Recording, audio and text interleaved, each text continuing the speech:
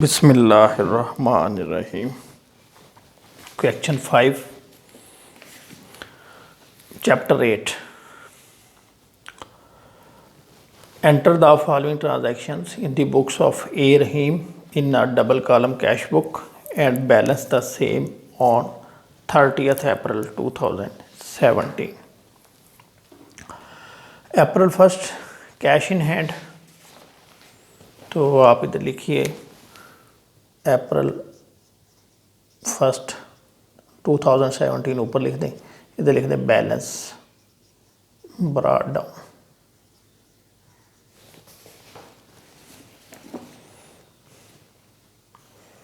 $80,000 और आगे लिखा है बैंक ओवरड्रान बैलेंस। ओवरड्रान बैलेंस ये क्या है? ये नई चीज़ आई है, इसको समझ लें।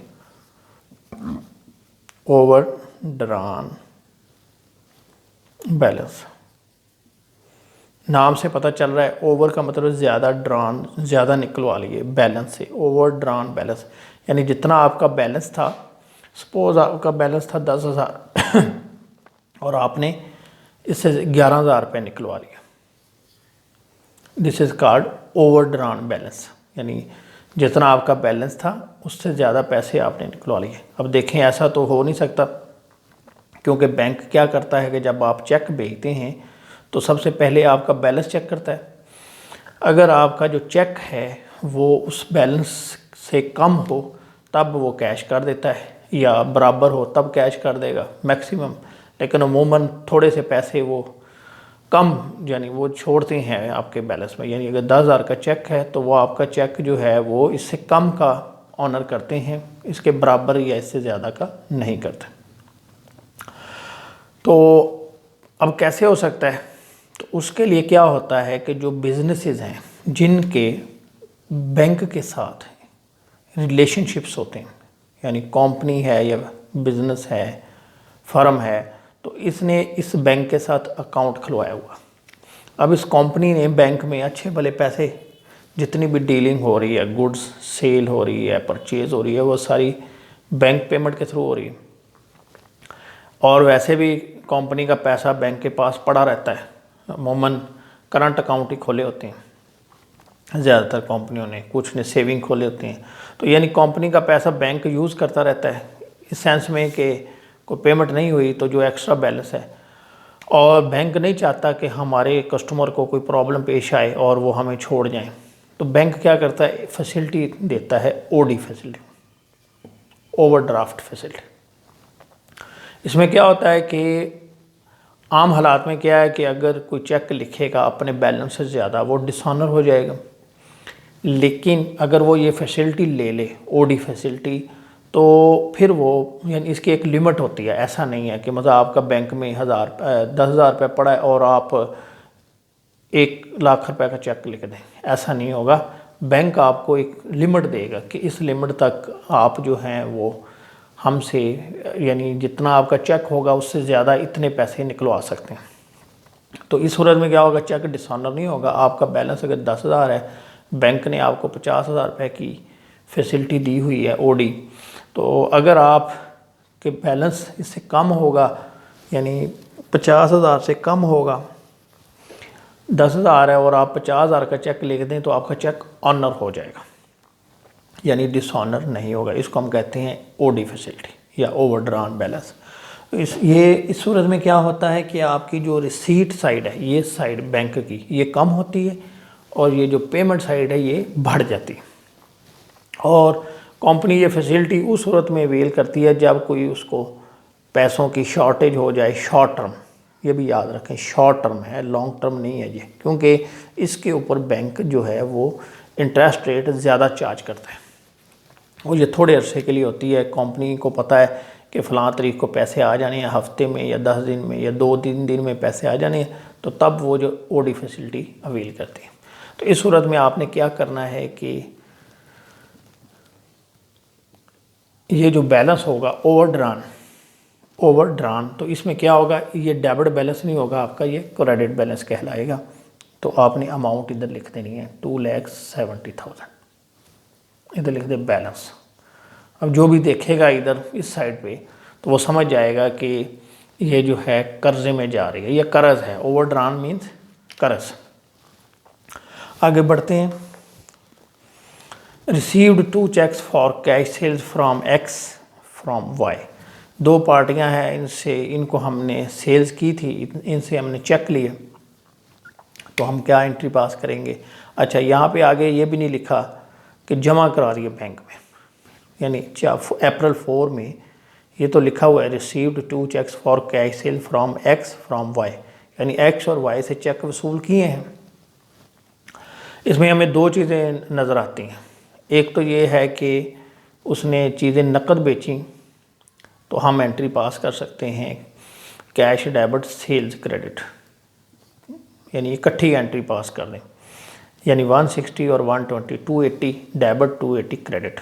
कैश क्यों हमने डेबिट किया कि चेक जो है हमने पढ़ा हुआ है कि अगर किसी पार्टी से चेक लें और उसी दिन जमा ना करवाएं तो उसको हम कैश ट्रीट करेंगे। और इधर ये जो लफ्ज़ लिखा है सेल्स, तो हमने सेल्स को क्रेडिट कर दिया।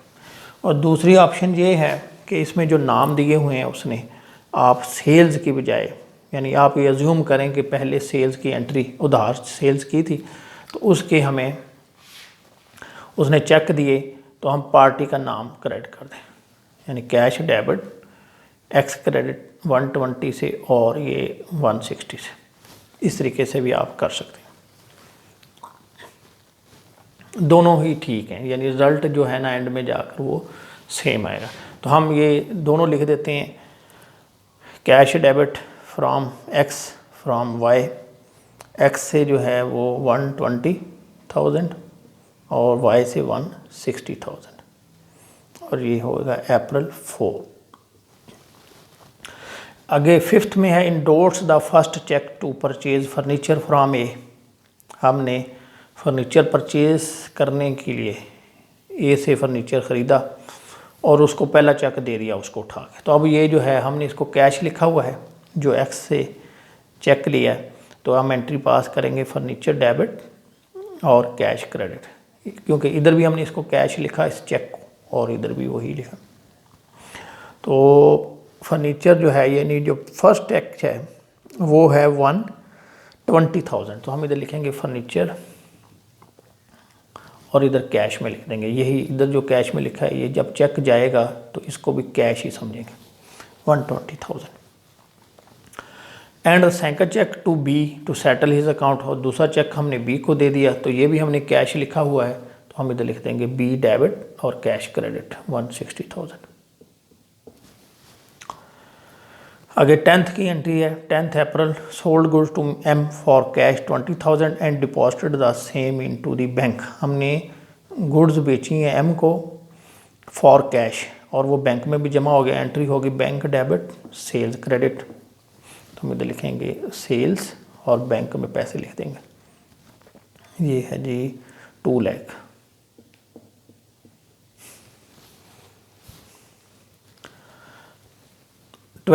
The check endorse to be return dishonour. हमने जो बी को चेक दिया था सेकंड चेक ये वाला, ये डिसऑनर हो गया।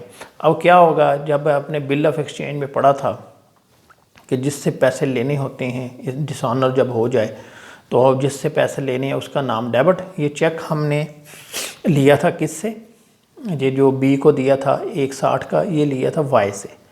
अब क्या होगा, जब डिसऑनर होगा तो हम क्या करेंगे, वाई से पैसे मांगेंगे, वाई का नाम दोबारा डेबिट कर देंगे। और ये हमने दे दिया था बी को, ठीक है, बी का खाता हमने डेबिट कर दिया था, तो अब दोबारा हम इसका खाता क्रेडिट कर लेंगे, तो ये होगा वाई डेबिट, यानी वाई से हम पैसे मांगेंगे 160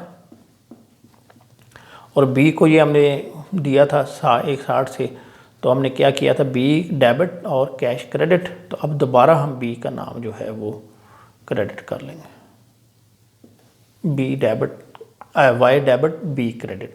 अब देखें इसमें कैश भी नहीं आ रहा, बैंक भी नहीं आ रहा, ये दोनों हम कर रहे हैं, हम कैश बुक कर रहे हैं, तो यहाँ पे ये एंट्री नहीं आएगी, इसका एंट्री को छोड़ दें, यानी जर्नल में लिखी जाएगी, यहाँ पे नहीं लिखेंगे। ये चीज़ ज़हन में रखें कि हम बना रहे हैं कैश बुक, तो जिस एंट्री में लफ्ज़ कैश या बैंक नहीं आएगा हम उस एंट्री को टच नहीं करेंगे, आगे है 16 की purchase stationery for ₹10,000 by check, तो स्टेशनरी डेबिट और चेक के ज़रिए पेमेंट कर रहे हैं, बैंक क्रेडिट 10,000। आगे paid wages in cash, wages debit और कैश क्रेडिट, ये क्रेडिट साइड पे हम लिख रहे हैं 20,000।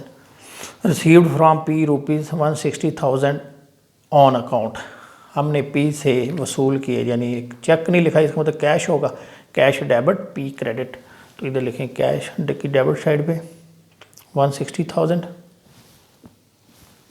और इधर लिख दें पी।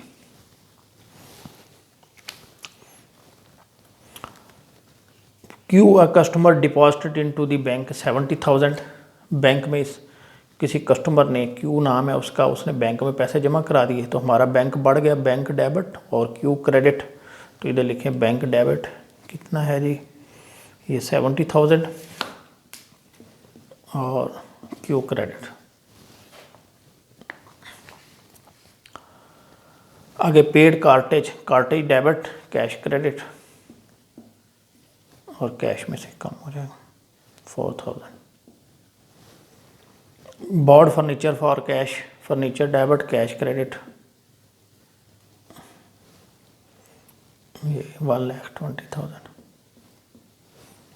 आगे bank debited rupees for accidental charges, bank ने हमारे खाते को डेबिट कर दिया, यानी एंट्री पास हो गई। बैंक यानी क्या करता है कि जब हमारे खाते में से पैसे काटता है तो हमारे खाते को डेबिट करता है, तो बैंक जो डेबिट करेगा तो इसका मतलब हम क्रेडिट करेंगे, यानी इंसिडेंटल चार्जेस काटे हैं तो हम लिखेंगे इंसिडेंटल चार्जेस डेबिट और बैंक क्रेडिट, बैंक हमारा कम हो गया तो हम लिखेंगे इंसिडेंटल चार्जेस 3,000। यानी जब भी बैंक हमारे खाते को डेबिट करेगा इसका मतलब उसने कोई पैसे हमारे काट लिए हैं, कोई खर्चा हुआ। और लास्ट एंट्री है deposited all cash over ₹40,000 into the bank, यानी उसने लिखा है कि 40,000 से जितना भी कैश ऊपर है ज़्यादा हमारे पास पड़ा हुआ है वो बैंक में जमा करवा दें। इसका मतलब हमारा बैलेंस जो होगा मंथ एंड पे वो कितना होगा 40,000। अब हम पहले देखेंगे हमारे पास जो कैश है वो कितना है, तो ये हम इसको करते हैं, टोटल करते हैं। ये है 160 और 160 320 और ये 120 और 80, ये 2 लाख यानी 2 लाख हो गया, 5 लाख, यानी इसका हम टोटल इधर करते हैं, ये 4 0, ये बन गया 5,20,000। अब इधर भी ले आए 5,20,000 लिखें। अब इसमें से ये माइनस करें तो ये बनता है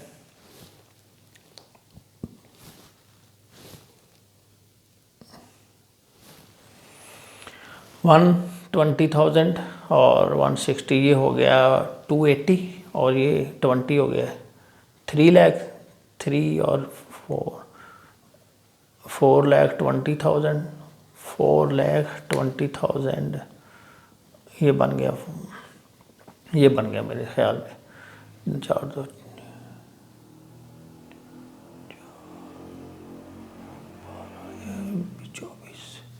120 और 160 280 और ये 23 लाख और ये 4,20,000 4,24,000। अब इसमें से ये माइनस करें 5,20,000 तो ये आ जाएगा 96,000। अब 96,000 बचा, इसमें से 40 रख लें आप, तो बाकी ये बचा ये 6 ये बन गया 56,000।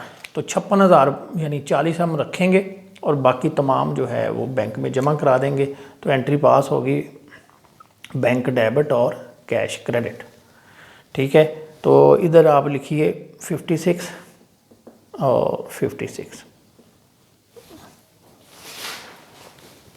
इसको मिटा दें तो ये 56 की एंट्री पास करें आप, बैंक डेबिट हो जाएगा तो इसमें जमा कर देंगे ये 56,000, और इधर लिखें कैश, और कैश कम हो रहा है, इधर लिखें आप 56,000 और इधर लिख दें बैंक। ठीक है, अब जब बैलेंस निकालेंगे तो आपका बैलेंस आएगा 40,000, कैरी डाउन 40,000, यानी 40 रखना है, बाकी सारा हमने। अब ये हुई काउंटर एंट्री, तो आपने इधर लिखना है सी और इधर भी लिखना है सी। ये साइड तो आपकी टैली होगी। अब हम आते हैं दूसरी साइड पे। इधर देखें, ये आपके पास है 2,70,000 और 56, तो ये बनता है 0,006 7.12 और 2 और 3, 3,26,000, ये 3,26,000। अब इसमें से ये 3 फिगरें हैं आपकी, ये आप माइनस कर दें, ये बनता है 270। यानी अब क्या हुआ, ये साइड जो है वो ये बढ़ रही है। ठीक है, और इसमें से ये माइनस करें 270 और ये 280 और 283, तो 326 में से 2,83,000 माइनस करें तो ये आ जाता है 43,000 और ये हमारा बैंक बैलेंस भी 43,000 आ। ये आपके दोनों बैलेंस निकले और अगले महीने में ये जो है ना ये कैरी फॉरवर्ड हो जाएंगे। ठीक है, उम्मीद है आपको ये सवाल समझ आ गया होगा। अगर कोई चीज़ पूछनी है तो आप कमेंट्स के ज़रिए पूछ सकते हैं। Thank you very much.